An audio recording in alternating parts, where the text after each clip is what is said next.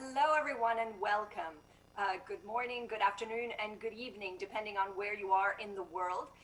My name is Alessandra Galloni. I'm Global Managing Editor at Reuters News Agency, and it is a pleasure, an extreme pleasure for me today to introduce Stacey Abrams, one of the Democratic Party's most prominent politicians, to speak with us today. Ms. Abrams is the former Democratic leader of the Georgia House of Representatives and the 2018 Democratic nominee for governor of Georgia, the first Black woman to become a gubernatorial nominee for a major party in the United States. And she's the founder of Fair Fight, an organization that promotes fairness in the electoral system, which is a topic that is clearly of great importance ahead of this year's U.S. presidential elections on November 3rd. Ms. Abrams is also an accomplished author of a New York Times bestseller on leadership and of 8 romantic suspense novels. So, thank you for coming and joining us. I'd like to divide, I think we'll jump straight into questions, and we'll have a period of Q&A with me, and then we're going to open it up for questions from the virtual audience who will be emailing questions to me, and I'll moderate them. So I'd like to divide my questions into 3 areas. One, your general thoughts about the upcoming election and its importance now for the United States and for the United States' position in the world.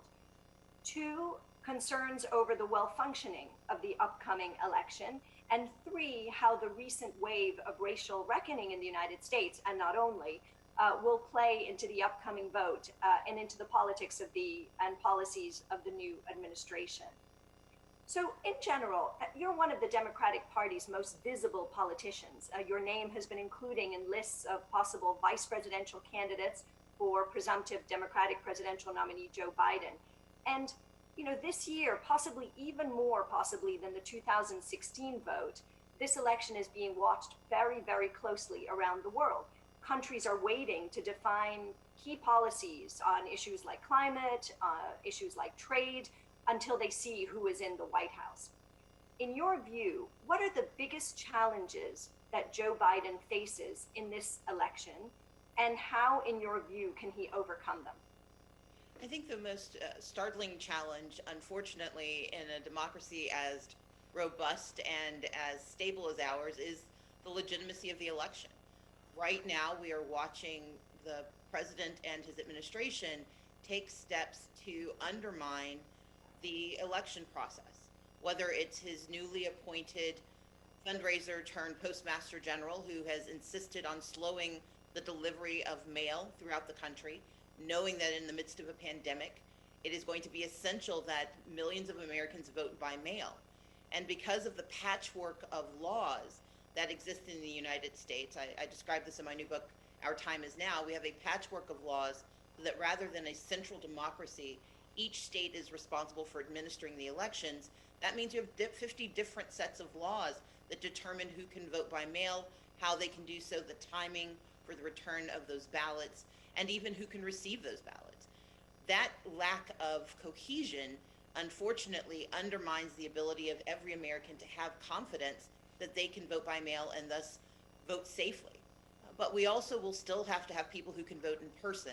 And given the United States challenge with providing stimulus dollars to states that are cash-strapped, their ability to both scale up mail-in voting, but also to remain a country that allows early voting and in-person voting on election day at the requisite number of polling places to make it accessible for Americans, that challenge also continues.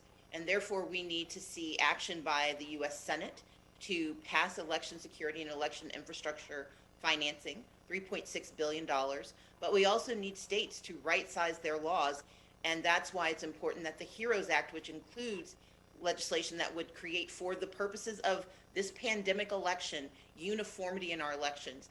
That is really the gravest crisis that we face. Secondary to that, but important because of the long-term implications, is the completion of the 2020 census, which unfortunately the Trump administration is now artificially truncated. They've announced they intend to stop it a month early at a time when the communities of color that are most desperately in need of counting are actually behind in the count. And this will shave off an additional 30 days from their participation, which is a dangerous thing for the long-term health and safety of our country, because we will not know who we are and what we need. So I want to come back to the HEROES Act and the census in a few minutes. But just to push you further on, if Democrats were to take the White House, other than the legitimacy question that you raised in the census, what, in your view, are the most important big picture policies for the new, if there is to be a new U.S. government, beyond the two that you just mentioned? COVID recovery is going to be the fulcrum around which most policies will be determined, but I think there's both domestic and international policy that will be a part of this conversation. We have to address the public health crisis that is the pandemic, and that means returning to a global health security system that unfortunately was dismantled by Donald Trump and built through the efforts of Vice President Biden during his tenure as Vice President for Barack Obama. And I think rebuilding that global health security system will include not only deploying better public health infrastructure in the United States, admitting that COVID-19 is not going to dissipate because of wishes, but that we are actually going to have to do the work of addressing a pandemic that is ravaging our country. But we also have to be participants in an international effort to deploy resources, deploy support, and deploy humanitarian global efforts, particularly anticipating when we have a vaccine. And so I think the United States, if it is run by Vice President Biden as the new president, that will be a central focus, because that public health crisis must be addressed to stabilize our international and national needs. There's the economic collapse that we are watching in the United States, and it's rippling around the world. We also have to have a president who's ready to address that economic recovery, and to do so in a way that builds back, not just what we had, but builds back better. And fortunately, Vice President Biden has a raft of policies that really anticipate what that looks like. But we again have to have this global lens on the fact that 100 million people are being forced back into poverty because of the economic crisis that we face. And the United States is going to have to be an active participant in how we stabilize a global economy and prepare for the next decade of growth.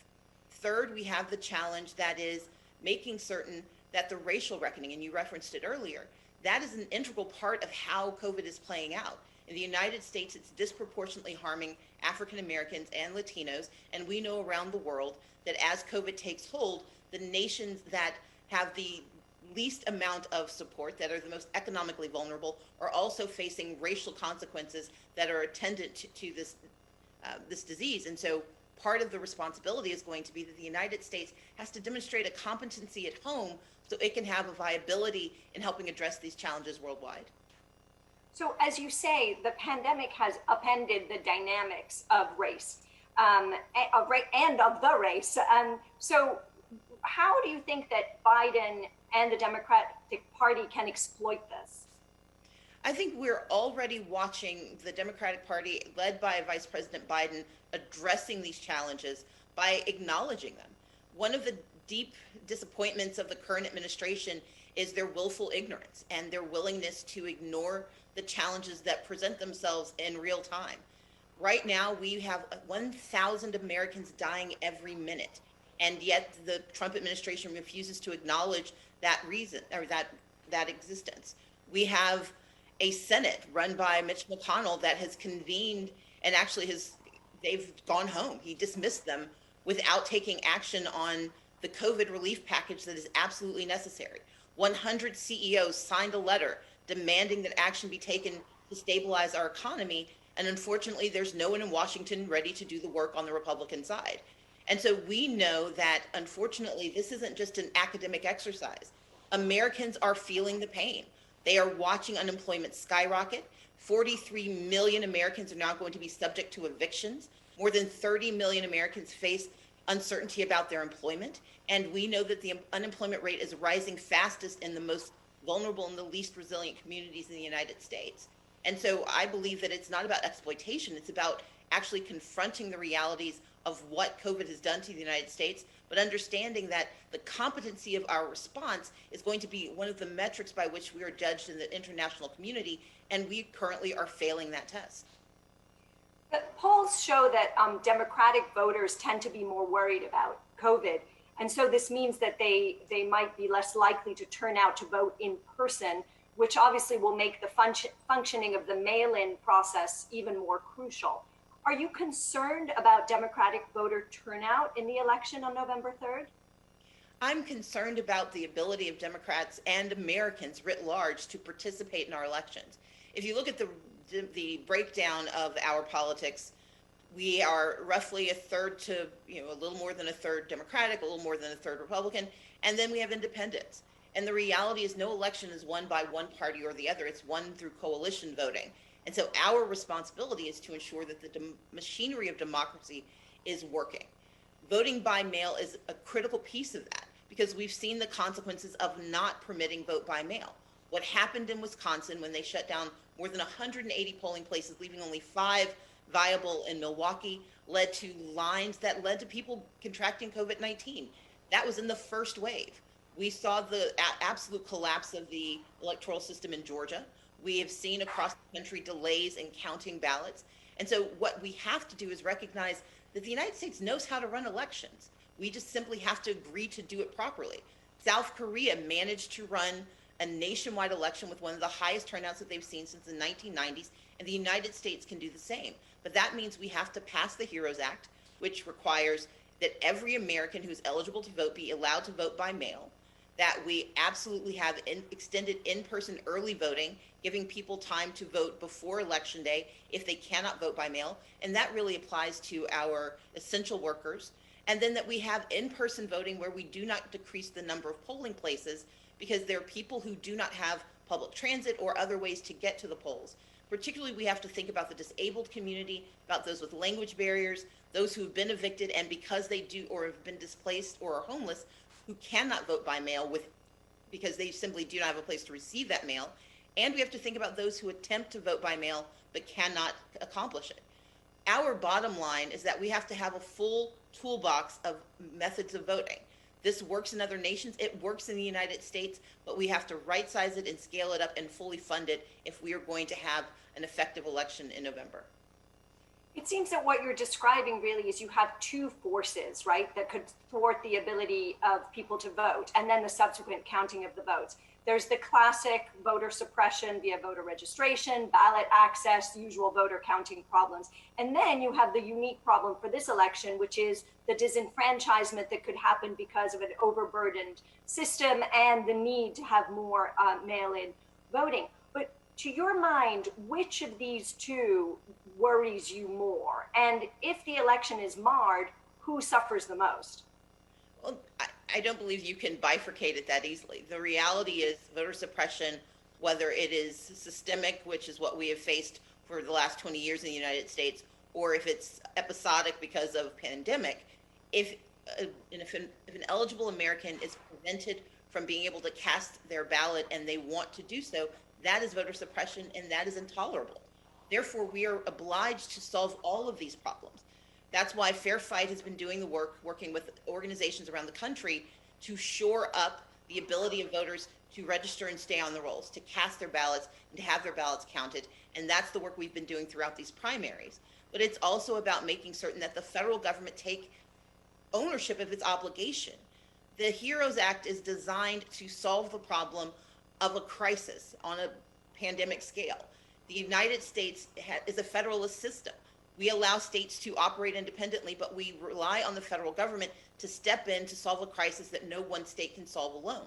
And when the abdication of responsibility that we've seen happen from the Republican-led Senate occurs, then we are watching on a national level this voter suppression that we unfortunately have been aware of at a state level for the last 20 years. Which states are most at risk for these problems?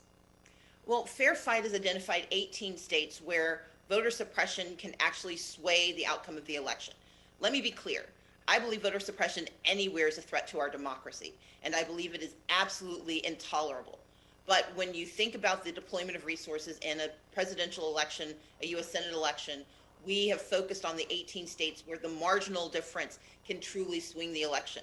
So we're operating in the states where the electoral votes will change the outcome of the presidential election, where participation can change the outcome of the U.S. Senate election, but also down ballot races, because in a year where the U.S. Census is performed, and it only happens every 20 years, at the same time as the presidential election, you're also electing the state legislators who will draw the political maps for the next decade.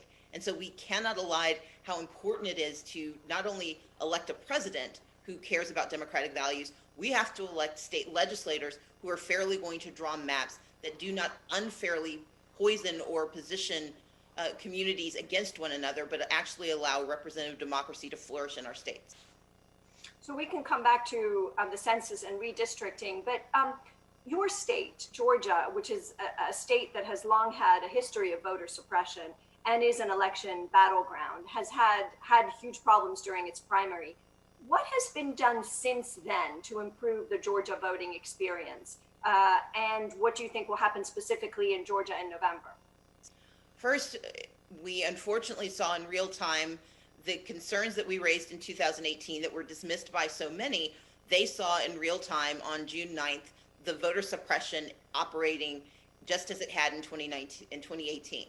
We saw the collapse of machinery, the lack of resources, the inability of administrators to actually do their jobs because of the failed leadership of a Secretary of State who has abdicated his responsibility and shown a deliberate indifference to the voters of Georgia. Since that time, we, for the first time, have seen Republicans actually acknowledge that this is a challenge. The Speaker of the House convened his own set of investigations. We have seen counties really step up and demand more support and resources. We have heard from the Secretary of State that he intends to finally acknowledge his obligation to do his job for every county, but we have not yet seen it come to fruition.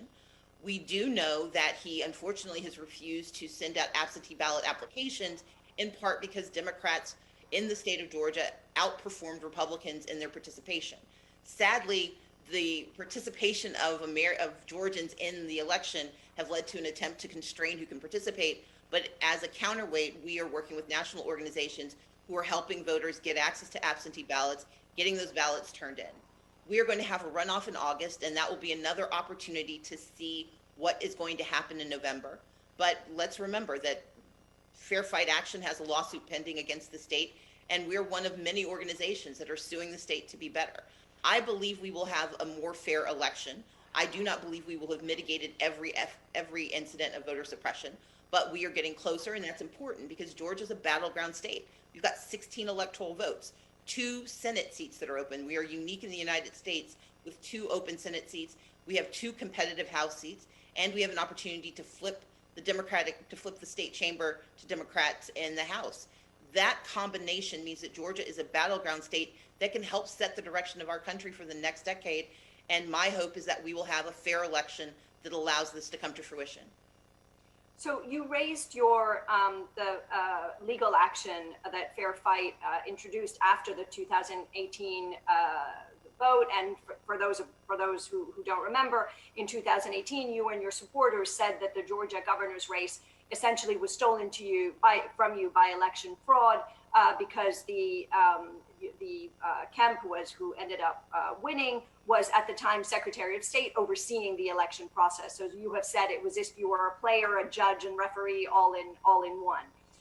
And then you had you introduced legal action, which is still underway. So beyond the measures that you've spoken about in the HEROES Act, what legal action exists to in the case of such fraud? You know, what effective legal tools or otherwise can thwart election fraud? So let's take a step back. I do not say that the election was stolen from me. The lawsuit that we filed actually would not, if it's successful, would not place me in the governor's mansion. Right. My argument is that it was stolen from Georgia voters, and that's the critical piece.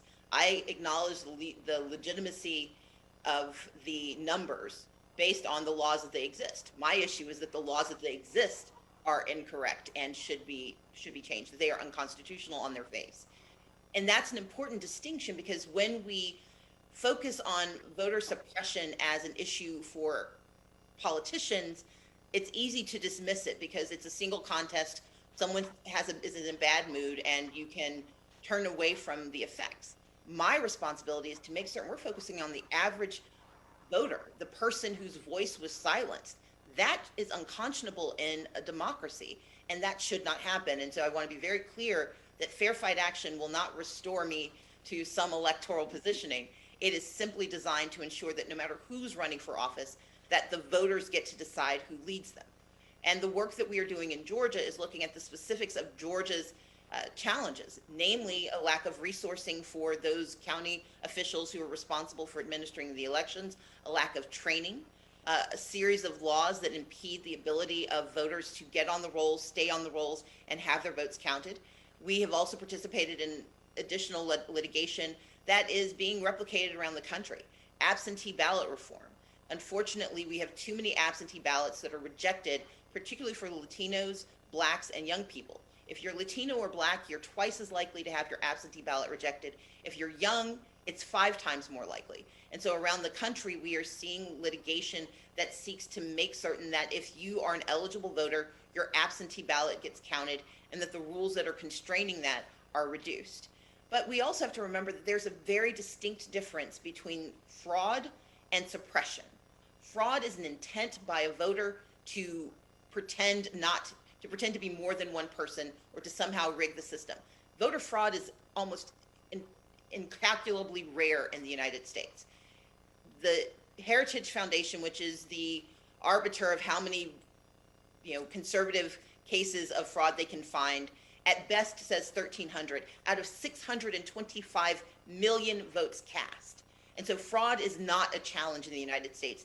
And the two cases, or the two most recent points of evidence, New Jersey and North Carolina, those were election fraud actions, not ones done by voters, but done by people who are trying to rig the elections outside of a voter's intent. And so let's be very clear, voter fraud is not the issue.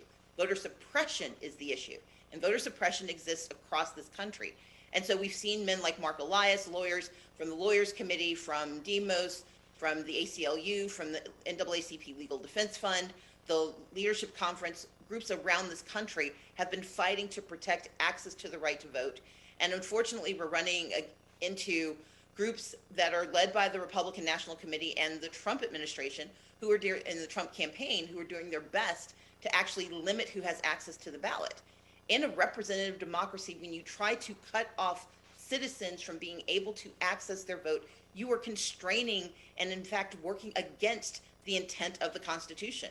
And so our mission is to simply make certain that if you are eligible to vote in the United States, you have access to the right to vote. Sadly, the Republicans do not share that value system, and we're fighting around the country to make our belief and our vision for an inclusive and expanded democracy real. You've made it very clear, and I think it is important that you clarify the difference between voter suppression and voter fraud, which, as you say, is rare in the United States. But let's look forward to Election Day, because the truth is that the massive shift to mail-in voting could mean that we won't know the election outcome for days and weeks. And I think the United States has never faced this, certainly at the national level in a presidential election, and that could be potentially an explosive situation. It could end up in court, you could have street protests, you could have both. And in fact, Joe Biden has said that this is his greatest fear, his sort of nightmare scenario, that Trump will refuse to accept the result. And so this, in a way, is, we'll see, this is, neither suppression if everything works well. It's neither fraud, perhaps, or maybe it is, but it's a more hazy area. So how much does this concern you? Well, what concerns me is that we have to have this conversation now. I've been in conversations with a lot of newsrooms and with reporters and organizations. We have to realize that we're not going to have a decision by 11 p.m., by the end of prime time. It's just not going to happen. And it's not going to happen for a number of reasons. First and foremost, as you pointed out, the sheer volume of people who will be voting by mail is going to preclude the ability to count those ballots and adjudicate the outcome of the election by 11 p.m. on election night. We know that in my election in 2018, it took 10 days to fully adjudicate the issues that were raised. We're heading into week 6 in New York. We know that across the country, with the scaling up of vote by mail, we are going to see delays, and because of the lack of uniformity in the rules for adjudicating an absentee ballot, we are going to see different response times. But if we have uniformity that is applied by the federal government that says for this election, because of this unprecedented challenge, we are going to say that these are the guardrails and these are the resources we're willing to deploy.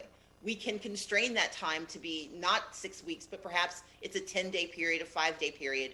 But what states are going to need, cash-strapped states that are facing the economic collapse that's pervading our country, they're going to need the resources to hire more people, to build the machinery to count those ballots. They're going to need to determine whose ballot needs to be questioned and who needs to provide additional information.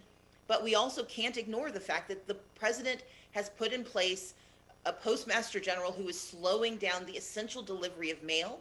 And in a number of states where you have to have your ballot delivered by election day, but you have no control over how fast the mail will move, we know that is going to lead to a number of legal challenges in those states to determine whether a ballot should be counted or not. And so my admonition is that we have to approach November 3rd with patience. We have to do everything we can to certify that the elections are fair and as free as possible. But we also have to have patience in determining the outcome. But for those who share my political value system and want to see Vice President Biden as the next president of the United States, we are going to have to overwhelm the polls with our participation, because one of the clearest signs of victory will be not just how long it takes, but how overwhelming the margin of victory is. And I believe that given the failed leadership, the cowardice, and the incompetence of the Trump administration, we do have a number of Americans who are willing to do their part to ensure that we can deliver an overwhelming victory for Vice President Biden. Do you think that the HEROES Act is enough to do everything that you've set out that states are going to need help doing, which is a matter of infrastructure and money, frankly? Absolutely, because it does three things. One, it provides $3.6 billion. And for states, that infusion of capital is critical. One of the challenges we saw here in Georgia was that Fulton County, because of COVID, was rapidly losing access to workers. They demanded, actually, they begged for 250 additional workers. Those workers weren't provided, but at the same time, the Secretary of State spent $400,000 on commercial, thanking himself and congratulating himself on the failed deployment of those machines. So we know resources matter. We also know that the guardrails matter, and that is setting uniformity for how ballots will be received and how they'll be processed. And three, as I said earlier, it's about making sure that every state has the full toolbox of voting. Voting by mail, extended in-person early voting, and vote by mail, in-person voting on election day without a reduction in polling places. The HEROES Act requires all of those pieces, and if all of those pieces are put in place, yes, we will have a viable election that I think certainly won't be free of voter suppression, but it will be one of the best elections we've had, because for the first time, we will have uniformity in how Americans, regardless of where they live, can participate in our elections. Good. So the HEROES Act is what needs to be done. Now, at the same time, is the Biden campaign getting ready, getting a host of lawyers together, getting a group together for the possible legal action that could come, that you said, could be a possibility because of the slowing of times, or we don't know what might happen after November 3rd. What is the campaign putting together in terms of possible legal action?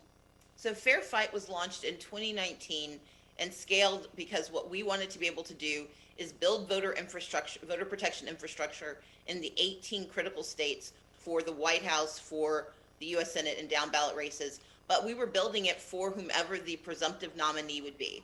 And so we have been in conversations with the Biden campaign for the last few months, making certain, in fact, we've been in communication with them throughout the campaign, as we did for anyone who was interested. But we've been able to scale it up, but we're also in the process of transferring that information, and that both the data and the infrastructure that we built, transferring it to the Biden campaign in conversation with the DNC and the Biden campaign. So Fair Fight is the, no, go ahead. So Fair Fight is, our organization built this infrastructure, but if you recall, we built it inside state parties, working with other organizations to make certain that at the time we have a nominee, that nominee can take over this infrastructure and scale it appropriately. We are very pleased that the Biden campaign is focused on this. They are focused on making sure that in every state we have the ability to fight back against voter suppression, because we can't simply wait for the outcome.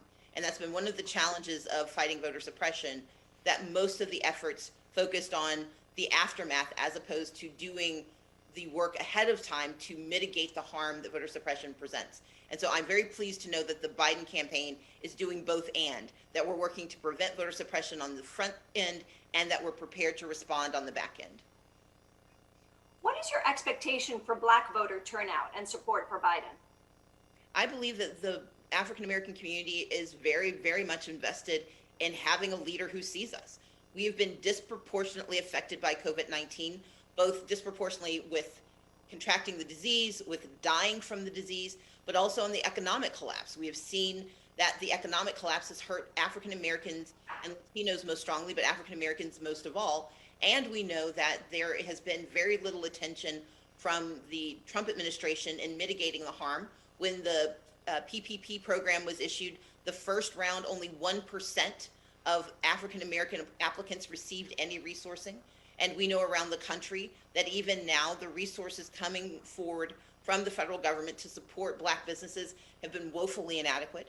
And so from every angle, we know that we need a new president. We also know that in the moment of racial reckoning, the President of the United States has spent his time disparaging John Lewis, disparaging Black Lives Matter, turning this into a referenda on whether or not they're fine people on both sides, to quote him from Charlottesville, whereas Vice President Biden has been in conversation, he's been in communion with communities, and he has done the work of actually issuing plans and talking about what comes next. And so I believe that you will see very strong, not only enthusiasm for Vice President Biden, but turnout and participation. And we know that in Georgia, we hit 33% of the voting population in the primary, the highest level we have seen. And that is coming after my record number of 1.2 million African Americans voting. We know that around the country, we are seeing continued growth in Black participation in elections. And I know that Vice President Biden will take not a single community for granted. And we're going to do the work to turn out the Black community because it is the most loyal part of the Democratic Party. I will also say for Georgia, we have the single highest Black percentage of voters of any battleground state. And as I've said before, we have the opportunity to secure flipping the Senate and to secure 16 electoral college votes. It's interesting because around the world, sometimes when you have protests, for social justice, racial reckoning, everything that has been happening, sometimes it sours the desire of protesters, especially in young protesters, on government, on the prospect of government. It turns them against it entirely. But it seems like you really believe that sort of from the streets, you go then to the ballot, that people feel energized by this, that actually government can change something. I think we've seen a few things happen in this moment. I recently wrote an op-ed for the New York Times where I acknowledged that, go vote sounds like a slogan and not a solution. But part of what has to happen, and I think it is happening, and we're watching it play out in places like Minneapolis and in Camden, New Jersey, and around the country, where we are seeing protesters understand that they can protest in the streets, but they also have to protest at the ballot box. We've seen participation, but more importantly, we've seen responses from leaders. The fact that the George Floyd Justice and Policing Act passed Congress is a far cry from what happened in 1992 after the Rodney King decision. What has happened in Minneapolis, where they have taken immediate steps to respond. What happened in Louisville, although they have yet to fully determine and I think appropriately adjudicate what happened to Breonna Taylor's killers, the fact that the city council took immediate action. And so what we're seeing is not simply a call for action by government, but responses. And we also have, unfortunately, a caricature in the White House that is a daily reminder of how critical it is that we have a true leader in the White House. Joe Biden is a leader. He is a man of courage and of competence. And the direct comparison with the current inhabitant of the White House, even if people don't feel necessarily enthusiastic about the person that is Joe Biden, they are enthusiastic about the policies that are Joe Biden. And that's what I think is going to matter in November. And you sound, very optimistic about turnout. Some have said that the Black voter distrust of mail-in ballots and on top of pandemic worries are a concern. It sounds like you don't see this as a major issue. Oh, no, I do. I absolutely do, which is why I'm so insistent on the need for the HEROES Act. But I will also point out that for Black communities, for Latino communities, the distrust of mail-in voting is legitimate. You are twice as likely to have your ballot rejected. And so there's always been sort of a belt and suspenders requirement for Black voters, that we cannot simply rely on one method of voting. We have to have all of the options available because voter suppression is real and it will mitigate our effectiveness. But we at the same time have to be very clear that voter depression is as much a challenge as voter suppression. And so I'm not being sanguine about this. I know that we have young Black voters who are desperately worried about their future, who need to hear about what plans exist for them.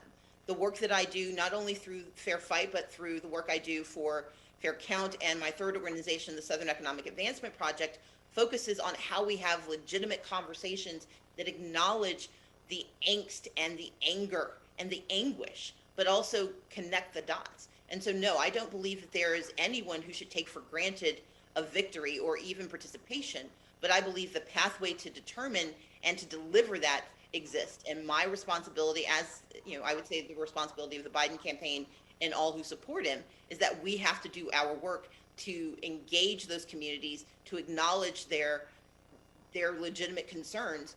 But we begin with, I think, a group that is prone to listen, because the consequences of not participating are so stark and have been played out in real time over the last 4 years. I have a couple other questions, and then there are a lot of questions coming in from the audience. So let's fast forward, and to January. You have a Biden administration in the White House. What are the first things that this new administration would need to do in terms of issues of racial reckoning, racial injustice, civil rights, police departments? What are the top 3 things? Of course, it's going to be up to Vice President Biden to determine what his administration is going to focus on. I will tell you how I think you can construct this. The first obligation is to stabilize our democracy. Every policy that we seek flows from our ability to participate in our process.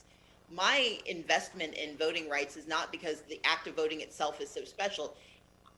The act of voting is the power you have as a citizen to determine and to declare the policies you need to see.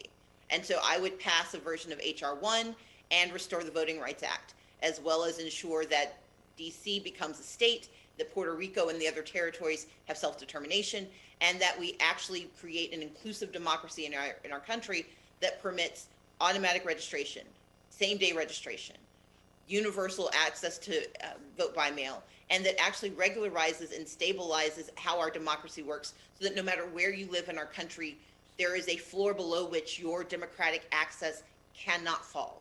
And that will be a first for the United States, because since our inception, voter suppression has been baked into the nature of who we are. The second thing would be, once you've stabilized democracy, the second thing is that you use that new democratic engagement to start to pass policies that cannot be undone by subsequent administrations. That's why it's going to be so critical to address the needs of our court system, to address the politics and the policies that flow from there. We are going to have to stabilize our economy and rebuild our public health infrastructure, because as dangerous and as devastating as COVID-19 has been, we know that COVID-21 may be out there, COVID-22. And so the next responsibility is going to be to use these new democratic powers to ensure that across the country we are rebuilding our public health infrastructure, which also rebuilds the economies for many communities.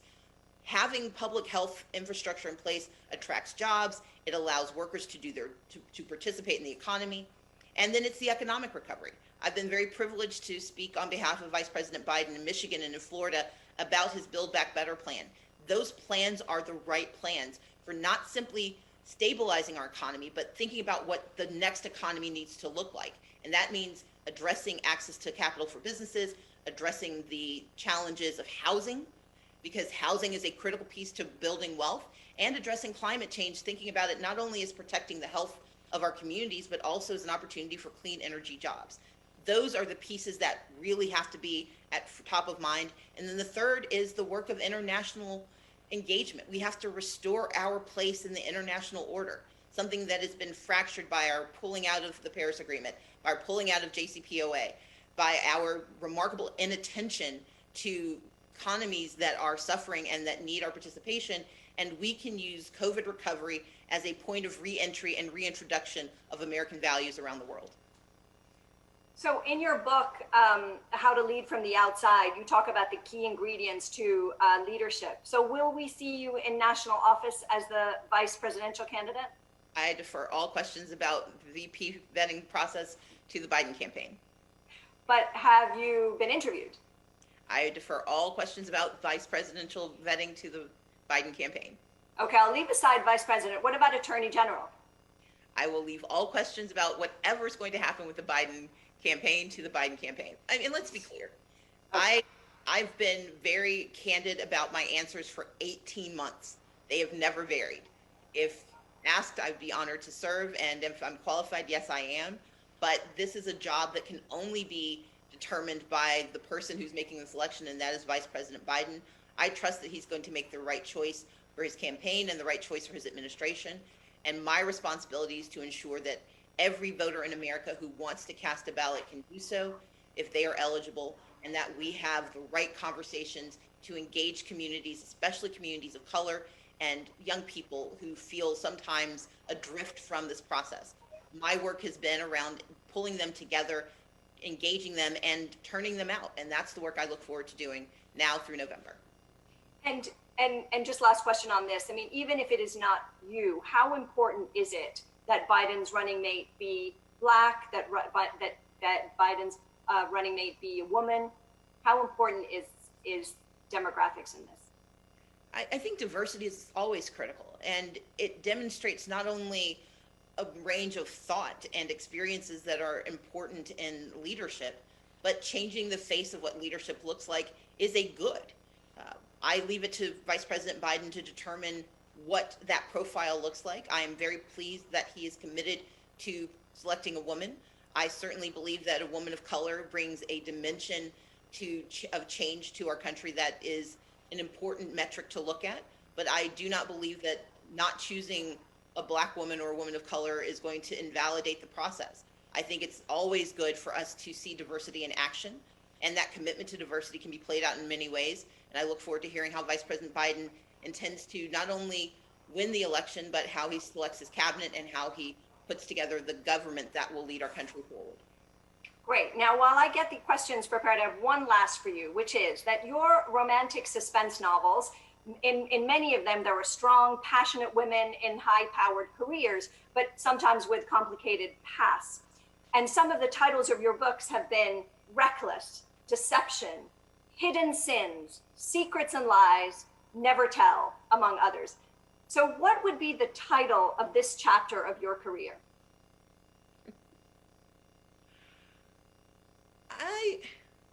I separate myself from my heroines, but I mean,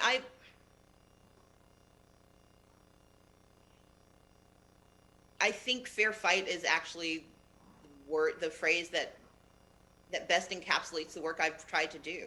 While fair fight is the title of my organization focusing on voter protection, fairness is critical. And my mission is not to say that I am deserving of victory at all times. That's not true for anyone.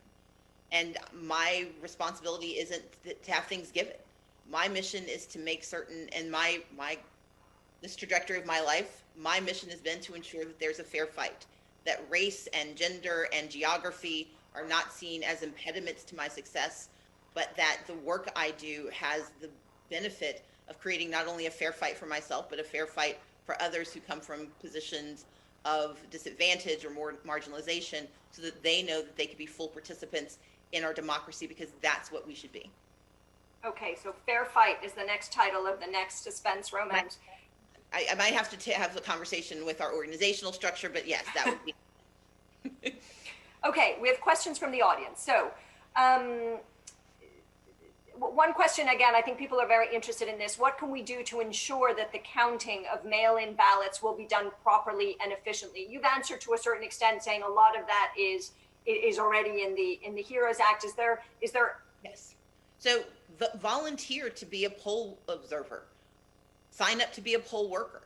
We need people in position to actually be in the room, to be outside having conversations with voters. And the way to do that, there's a process in every single community. So volunteer to be a poll worker or a poll watcher. The the titles change based on the county or the state you live in, but it's generally the same job.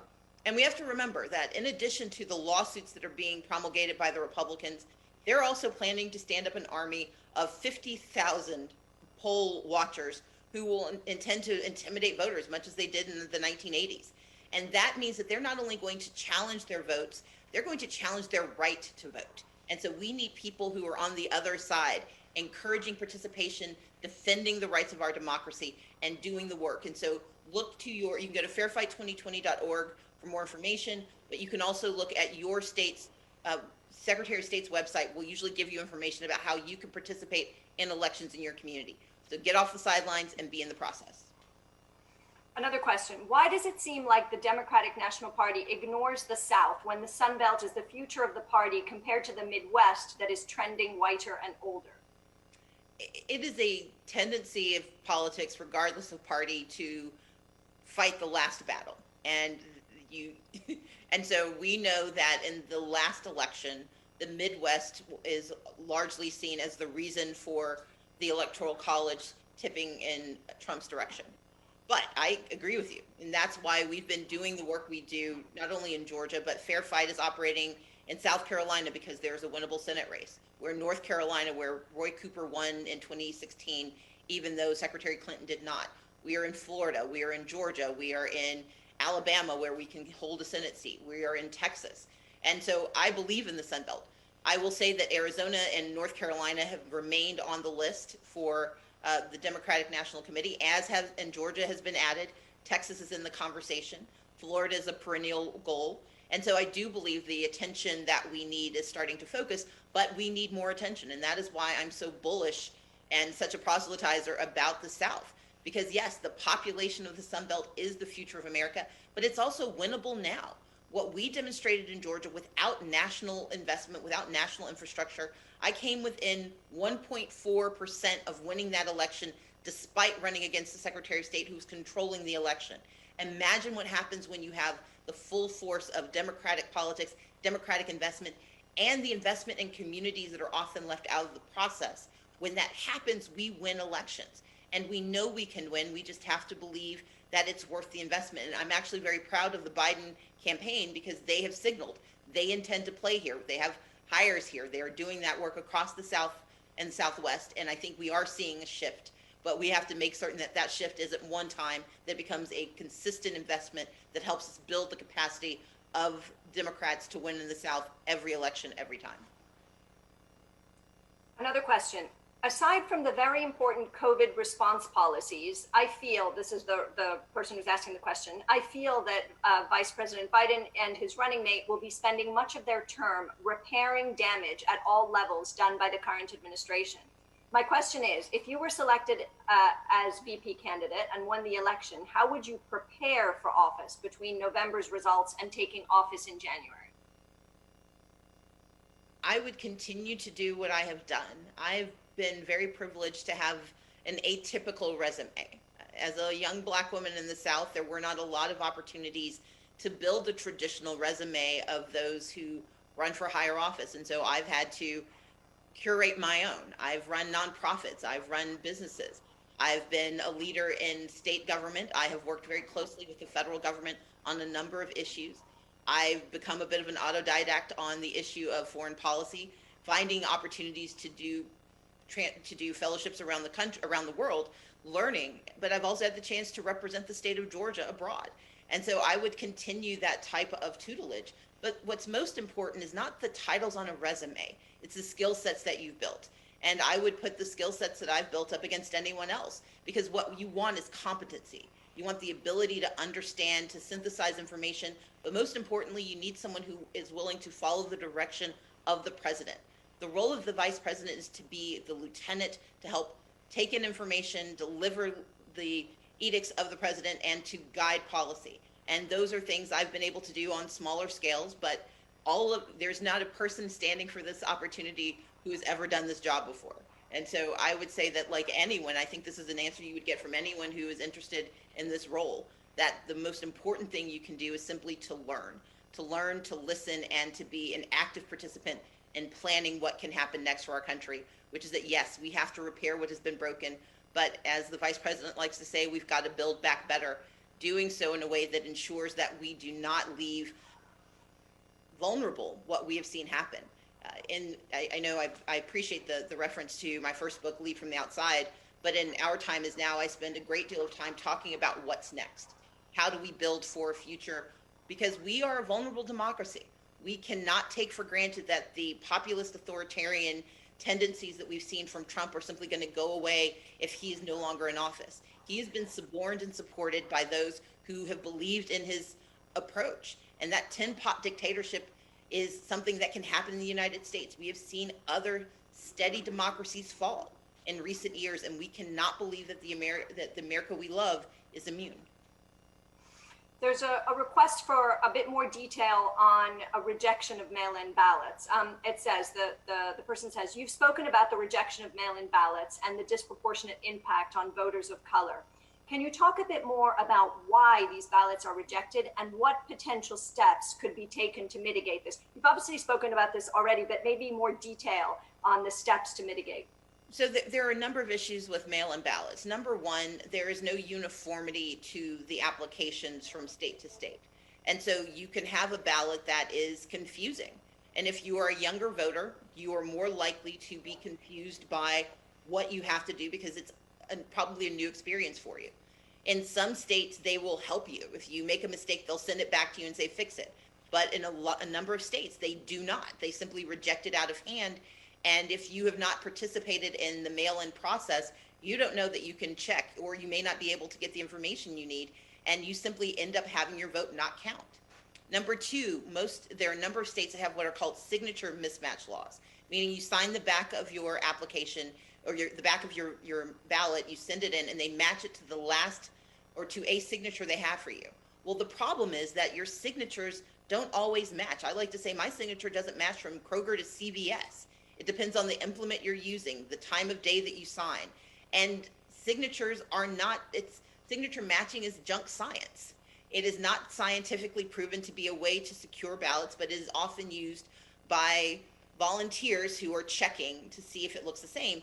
And the reality is that if you're a person of color, in particular, our names may not look like the normative names that the volunteers expect.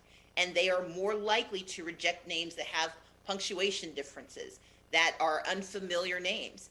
And women, especially women who hyphenate their names, will have their ballots rejected. And again, because the rejection process doesn't always require that states come back to you and say, please prove that this is you, please correct whatever defect we have seen, then those ballots get rejected and they don't get corrected. The last challenge is the timing. If you live in an area that is rural, that is under-resourced, that is underserved, you may do everything that you're supposed to do to get it in the mail in time, but if it doesn't get delivered on time, then the states that require that your ballot be returned by election day, you are more likely to have that ballot rejected.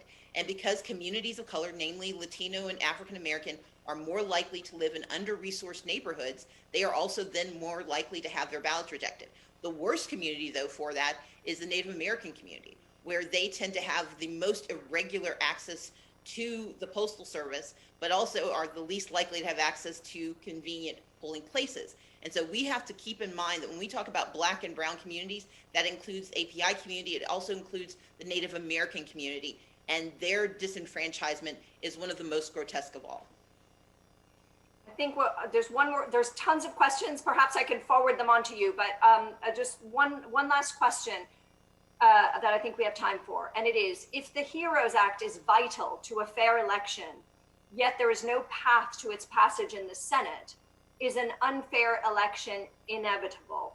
And I'll add to that, if the HEROES Act doesn't pass or is not enough, what specifically is the campaign doing? What specifically is those who hope to be next in government? What specifically are they doing legally, preparing legally or otherwise to fix things should it not be fair? So I approach it in this way. I want what's best for America. The HEROES Act is what's best. But I am a Black woman from the South. I grew up believing that you strive for what's best, but you prepare for catastrophe.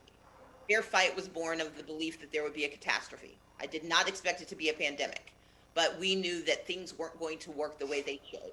And so we have been working across the country in those 18 states to shore up access to the right to vote. And so, yes, there may not be a HEROES Act that may slow things down, but we are part of a coalition of organizations, not simply just people who want to be in office, because, you know, if I'm selected, wonderful. If I'm not, my responsibility, my mission stands. I'm committed to voter protection. I'm committed to it because I've been doing this work since I was 17. It's just been scaled in a very different way. And what that means is that we've been working with these states, with these state parties, but also with nonpartisan organizations who are hard at work. We have seen a number of lawsuits that have been filed to make it easier. The HEROES Act does everything in one fell swoop, but if we don't get that, we're going to continue to do the hard work of suing and winning, of building capacity. Because not only do we do litigation and legislation, we also do advocacy. And we've built a raft of more than 50,000 volunteers nationwide. These are volunteers who called into Wisconsin and made certain that Wisconsin voters knew their rights as there were daily changes in their right to vote.